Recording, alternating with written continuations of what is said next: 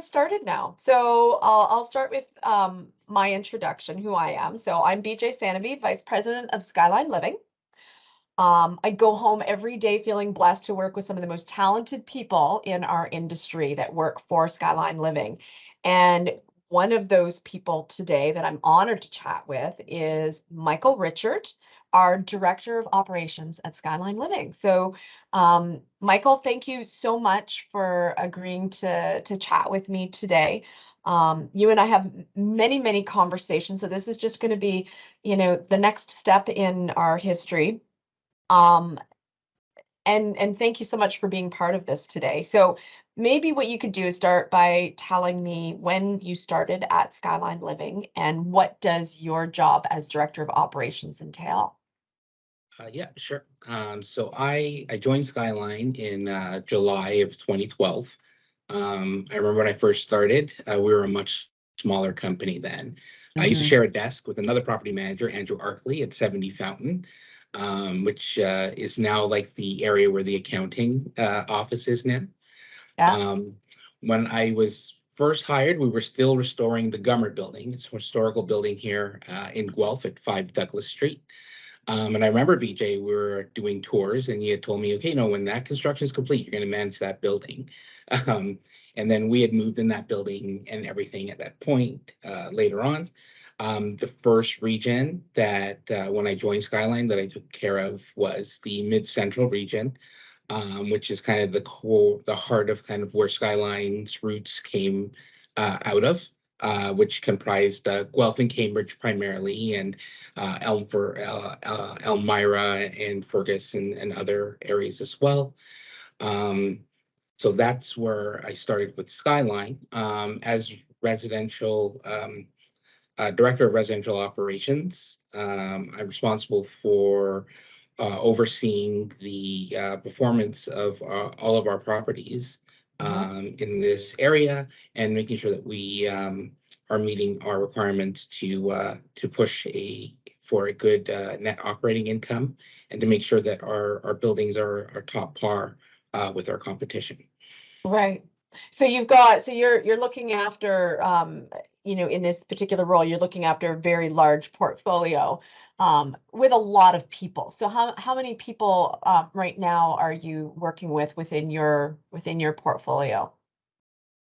It's a great question. I've so 3 regional directors that I work with that are amazing, and a slew of property managers and field member teams. I can't tell you the number right now, but it's quite the large team.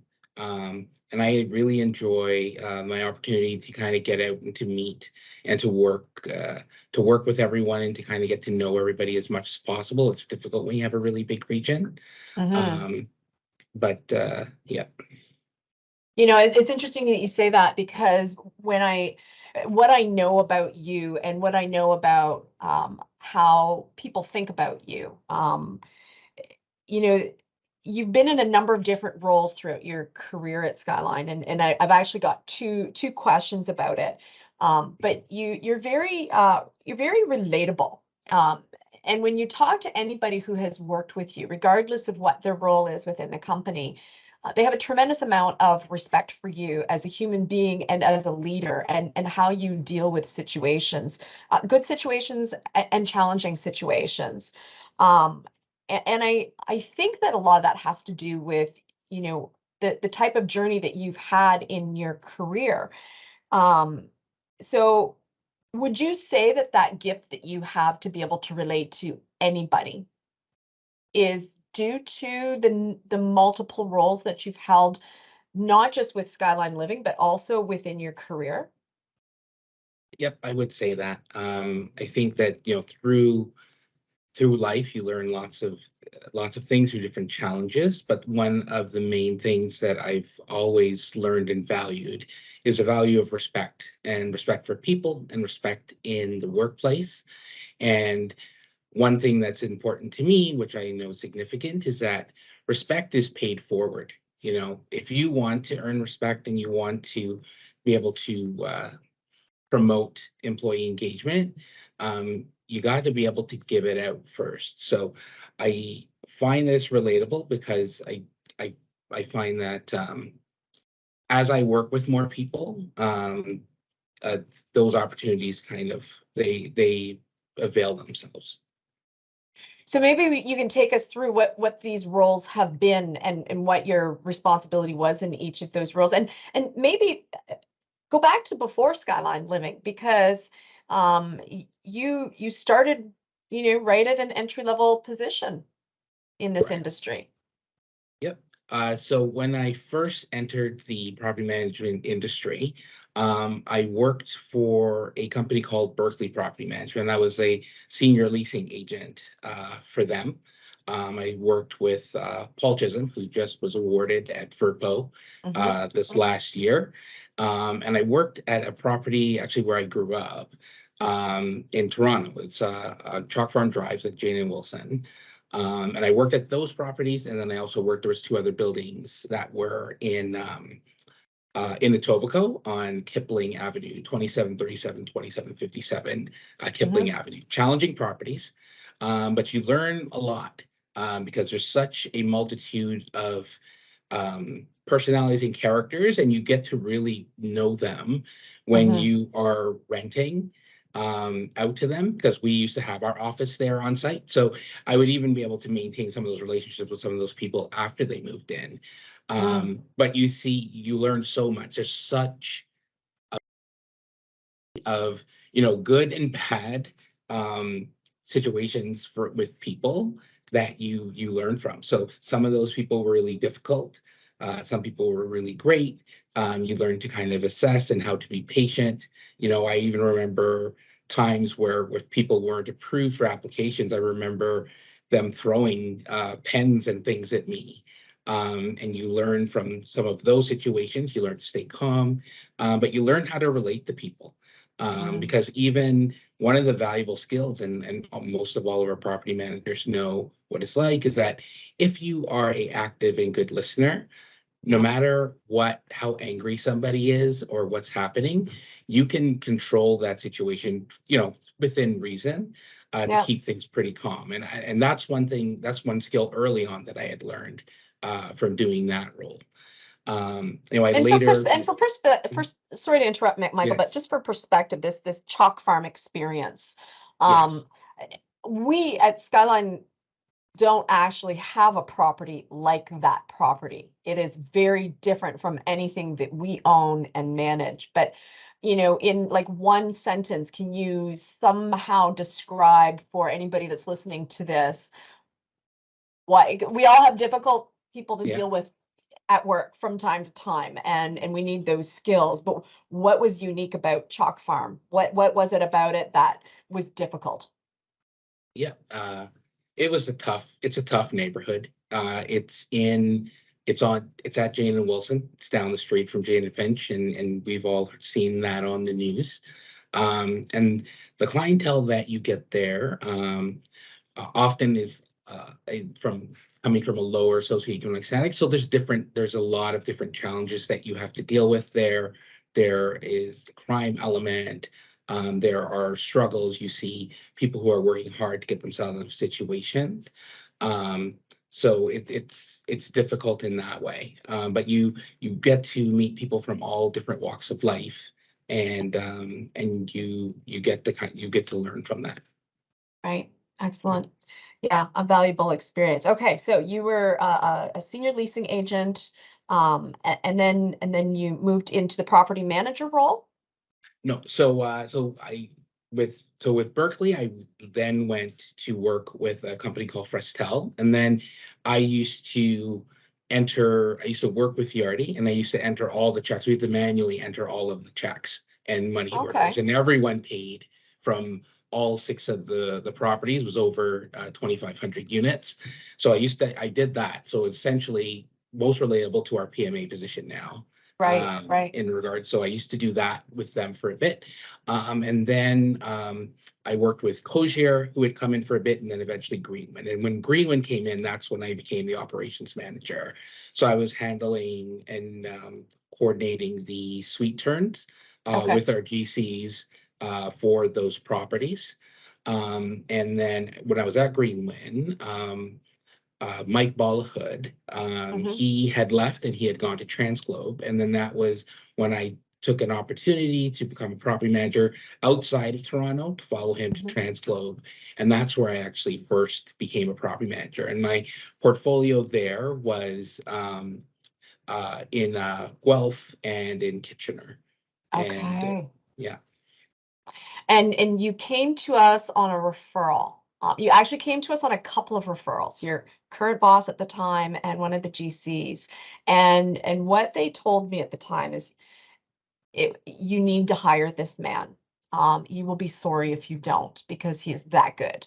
And I think you came with some of the highest recommendations I've ever heard whenever I've had the opportunity to hire somebody. So of course we didn't miss that opportunity and we hired you as a property manager. And so now through Skyline, so prior to Skyline, you were leasing, you were administrative, you did some operations management and then moved into the property manager role. And so then at Skyline, um, tell us about your journey through Skyline and how you got to where you're at now. Yeah. I was blessed to have the opportunity to join Skyline. I still do remember there was choice to be made. I had three offers available to me at the time. Actually at one of them with the Bing Group, Mm, the gentleman I met with actually so one of told our me, general contractors. yeah, it was Mariano who used to be there. I was just talking Yeah. to Rob about this the other day. And he said, you know what, you should go to Skyline. That's a growing Mm, company that matches with who you are. And I always valued that because it was the right choice. It certainly it was. Um, and then yeah, so when I started with Skyline, like I did mention, I started with the Mid Central region as a mhm, property manager, and we were a much smaller company, but as stated, we grew and we keep growing every year. It's amazing to reflect back at the early days. But then later, through due diligence, I was promoted to a senior property manager, and then eventually to a regional director, and then now currently to my director role, which I am amazing. loving and enjoying so much because this is a fantastic company to work with. Yeah, it is. It is. And we're not just saying that. Okay, so I want to switch gears here a little bit, and I want you to tell me about growing up. So you said you lived near Chalk Farm, so tough neighborhood, but if you go back even earlier in your years, Mhm. um, where did you spend most of your time as a youth? Um, and what did you want to be? What were your dreams and aspirations as a young Michael? Yeah, yeah. So I grew up in Chalk Farm, tough neighborhood. Um, as my mother, my mother immigrated here from Jamaica in the 70s. I When I first got, I was born in downtown Toronto. And they lived in a place called Yarmouth Gardens, right? Then we moved to Chalk Farm. I spent almost all my scholastic years there until I bought my first home. Um, but like I said, it was a tough neighborhood, but you develop a lot of character growing up there. Hmm. Um, and I've always and I was the first person to in my family to go to university. So I didn't have a lot of I wasn't certain exactly which path, and I think that's common with a lot of kids. But you didn't know which path there was. But it's kind of like, my mother's like, if you go to university, you gotta be a doctor or a lawyer. Oh, So so that's no that's it. pressure. So right. So, but for me, I knew I liked working with people and understanding people. So and I thought, okay, well, a lawyer is something you should do. So I ended up going to York University. I double majored in law and society and psychology. Um, and What's interesting too about that was I was the recipient going into school with, so it's called the Future Aces Scholarship. It's head up by a philanthropist and arguably Canada's first Canadian hockey star, Herbert Carnegie. And Herbert Carnegie, he was a wonderful man. He dedicated a lot of his life to giving back to the community, and he was an inspirational figure to me that I reflect upon from time to time in my career. I remember there was a segment done on him on CBC Sports inside hockey. It's still available on Canada Encyclopedia and on YouTube. And I remember in that segment, he had mentioned a statement that was made by Conn Smythe, who at the time was the primary principal owner of the Toronto Maple Leafs, right? And in that segment, he had mentioned, he had said that when he tried out for the Leafs, that he goes, I would sign that person tomorrow if someone could make him white. If And someone could make him what? white. So he Okay. didn't get an opportunity. Yes. So, and then in that video, Herbert, he reminisces about that. He gets very emotional. Mm. And he never ended up getting to live out his dream to to play in the NFL. But it's something that I reflect upon now from time to time, because I appreciate the opportunities that are afforded to me and to everyone else. And it's why diversity and inclusion, regardless of which group you belong to, is really near and dear to my heart, and I'm a strong promoter of those. And it's one of the things I love about this company, is that we really look at merit versus anything else. And the character of people that are here are really, really good. But I've always kind of think about that, and I think of my children in the future, that these are things that we need to kind of reflect upon and take Mhm. advantage of our opportunities while we're here. Yeah, I just Googled Herbert Carnegie, and as you're telling me the story, I have a confession to make. I pictured a white man. And as you kept talking about this story, and you talked about that shocking quote, um, you know, it, you and I have been colleagues for many years, and Mhm. I honor and appreciate you as a human being. And so for me, we've never had this kind of a conversation because it's never really been something that I would think to even talk about, because it's not really it's not an issue. It's not something Yeah. that really affects our relationship.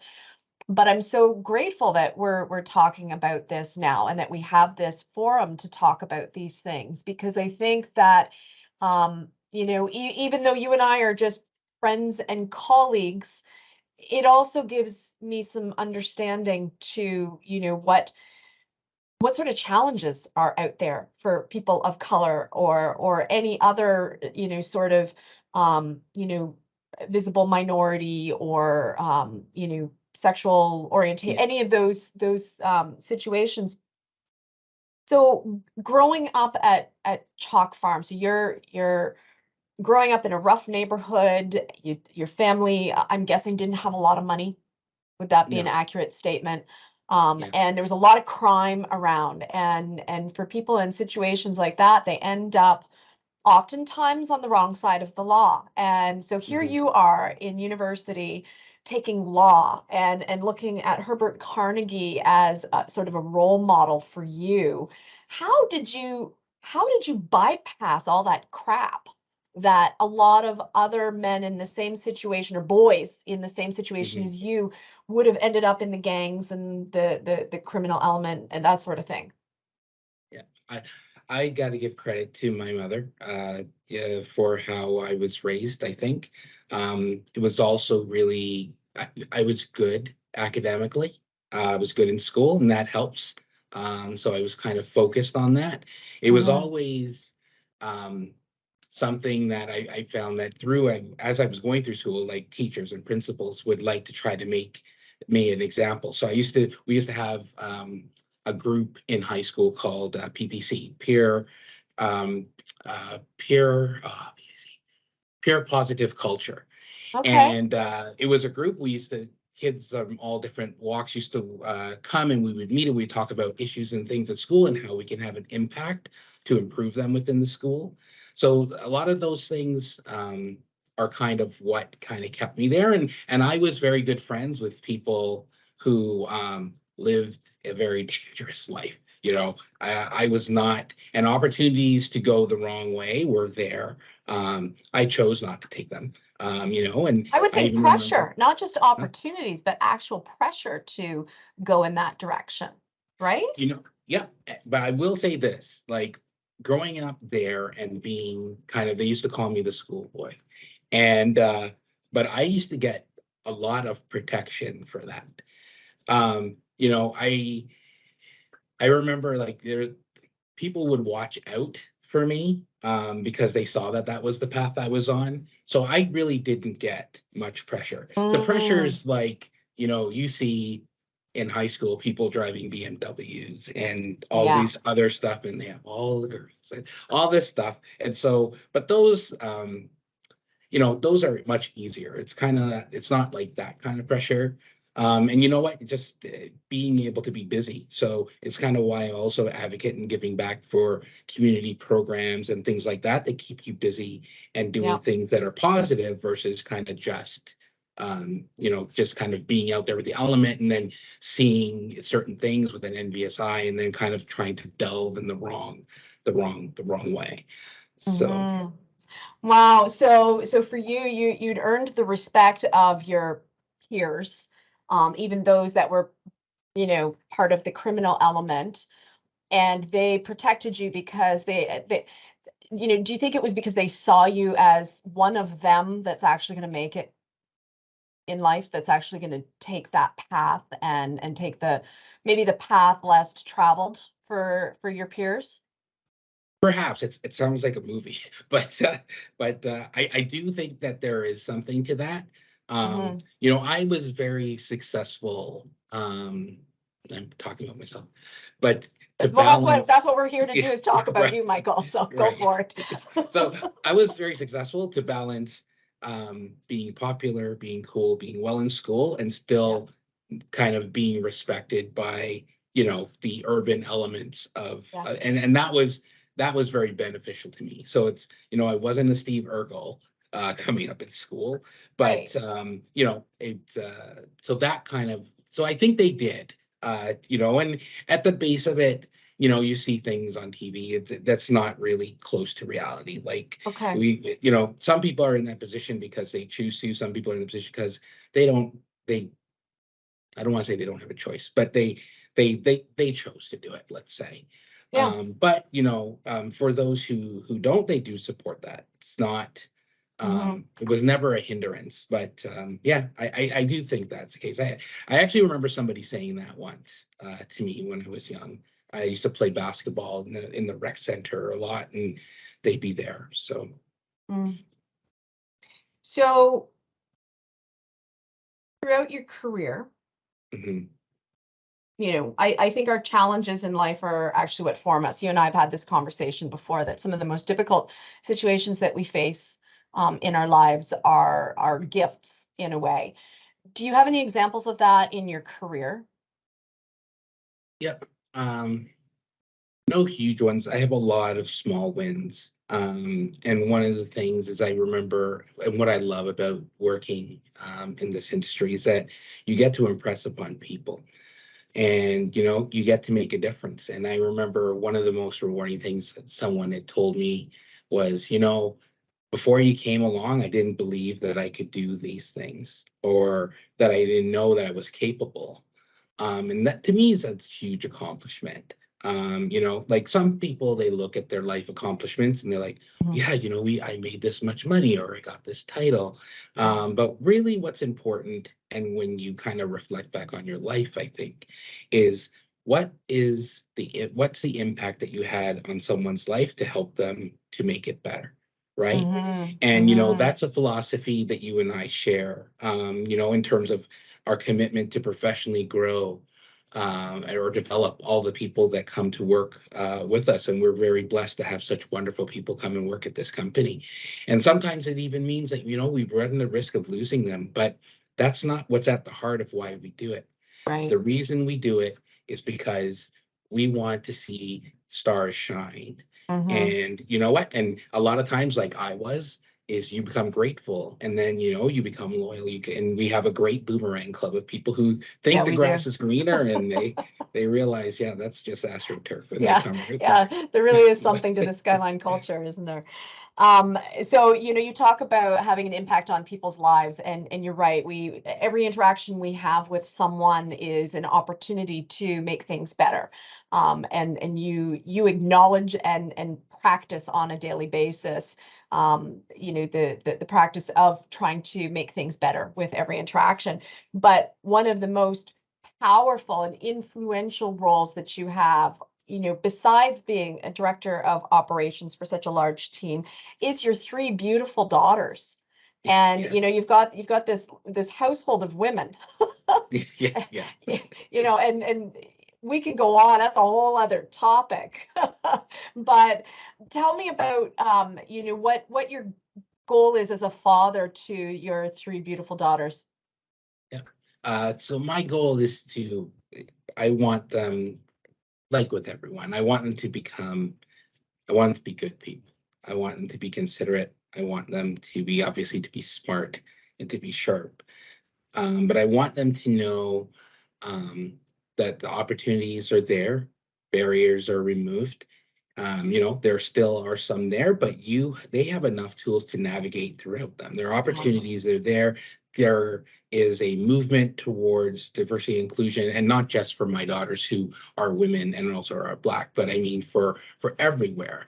And Mhm. you know what? It's like, don't take it for granted, because there's people that had experiences like Herbert that kind of laid the path, that, you know what, we don't have to experience that to appreciate it and say, you know what, um, I'm going to make the most out of this because I don't have to go through as much, right? Yes. And I think that as we progress through society, Yeah. that's where we're kind of to continue to go to.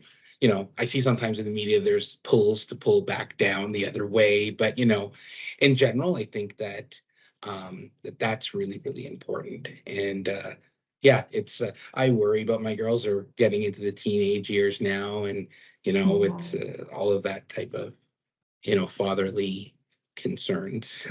But Yeah. you know what? Yeah, I think I as a wouldn't. father, you're going to worry regardless, but Yeah, raising strong, powerful women, yeah, or girls to become strong, powerful women, with some of those obstacles, it's a little bit different. How you raise your daughters, you have different considerations than how I raised my daughter. right. This is true. There are more things that they're going to have to navigate, but that's my job. I need to prepare them, make them strong, have them be and have them make sure that they have the awareness to be able to Hmm. navigate through those challenges, and to take care of to take advantage of opportunities where they exist. Hmm. It's interesting because even growing up in a rough neighborhood, when I was a little kid, I didn't see color. It's Right. like my Yeah. my best friends were white, and that's a social construct, where you Yes. start to divide that. Hmm. And you know what? Those are great years where I didn't have to worry about that, and I hope that we continue to move towards that direction. Yeah. It's really, really kind of important to me to kind of see that. So And I can't, I can't really offer a relevant opinion on that, but I would say from, what I see and I observe, I feel like we are moving in that direction. There's a lot of work to do, but I feel like we are making progress, even though, news and media likes to focus on the problems. I think there are some really good things that we're moving towards. I know we're running out of time. I've got one last question for you. sure. Um, Looking back at your younger self, say your 20-year-old self, what kind of advice would you give maybe even go back earlier than that. Let's go back to when you were like awkward 16. What would Mhm. your words of advice be to your 16-year-old self, um, Start knowing what investing you know now. now? Start investing now and buy property. But, Start investing but now. if I could go Good back in advice. time, I would own a lot of property. But um, you know what? I wouldn't change much, really. I think I've been blessed and fortunate to to have good guidance on where I needed to go. Um, it's, if anything, maybe I would probably say I would have kickstarted my career a lot quicker than I did. And that's one of the things I actually, no, that's one of the things I regret. I think I became complacent at different times in my career and kind of Mm, just went with the flow when I probably should have been a little bit more aggressive at times. So that's one thing that I probably would look back and change. Um, but not much else. I think I've always been very active in the community. I've always, been a person who's committed to giving back, and that's not just through charitable organizations. I think we give back to the people who we interact with. And Yeah. sometimes that's just being an ear that someone can listen to. Sometimes it's working through someone with a problem. Sometimes it's sharing a problem that you're dealing with that they can benefit from. So would it be It's fair to say that if you were talking to your 16-year-old self right now, you'd say, hey man, just keep going, you're on the right track? I think so. Yeah, yeah. That in It's addition good. to my property, but And by property. Yeah, yeah, but exactly. yeah. Any other words of advice that you have for anybody that might be listening to this conversation? Just in general, it's important that people, believe in yourself, but make sure that there's merit to what you're doing. It's good to have confidence, but it shouldn't be empty confidence. So hard work, Mm-hmm. working smart, that's really important. And if you think about what your goals are for success, and however everyone defines success differently, um, understand that there are many different facets that contribute to that. So, your sense of wellness, your work-life balance, how you manage your work, that you're efficient at your work, Yeah. trying not to be focused on busy work and doing things. And that's, as we incorporate the Skyline Living way, that's something that we're really trying to deliver to our teams as well. So, it's set goals, you know, treat people well, Mhm. and that those are the things that I would recommend. Awesome. Thank you, Michael. I know I said this a little bit earlier, and you and I have many, many amazing conversations, but this is the first conversation like this that we've had. And I really believe that we need more of this in the world, because if we do, then we'll understand each other better and have a lot more empathy, compassion, and honor each other a lot more. So thank you so much for sharing these stories. I've learned a bit about you that I didn't know before, and I'm grateful for it. And I'm really truly honored to have had the opportunity to have this conversation with you. Thank you. Me too, BJ. Thank you. It was a pleasure.